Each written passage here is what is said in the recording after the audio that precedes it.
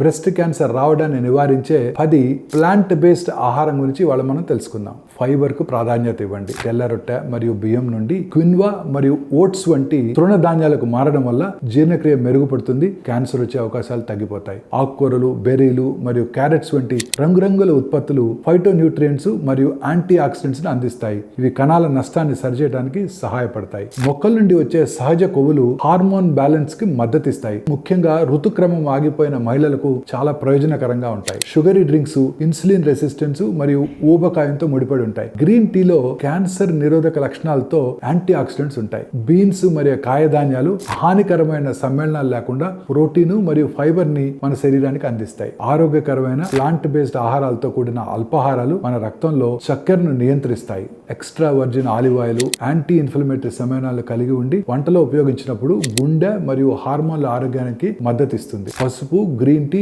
వెల్లుల్లి రోజువారీ ఆహారంలో తీసుకున్నట్టయితే రోగ నిరోధక శక్తిని పెంచే ప్రభావాలను కలిగి ఉంటుంది. మీరు వెజిటేరియన్ గా మారాల్సిన అవసరం లేదు. మీ ప్లేట్ లో ఎక్కువ మొక్కల ఆధారిత ఆహారం, తక్కువ నాన్ వెజ్ వైపు మారటం వల్ల తేడా వస్తుంది. ఆరోగ్యకరమైన మొక్కల ఆధారిత ఆహారాలు తక్కువ BMI కి మద్దతిస్తాయి. ముఖ్యంగా పీరియడ్స్ నిలిచిపోయిన తర్వాత రొమ్ము క్యాన్సర్ ప్రమాదం నుంచి కాపాడుతాయి.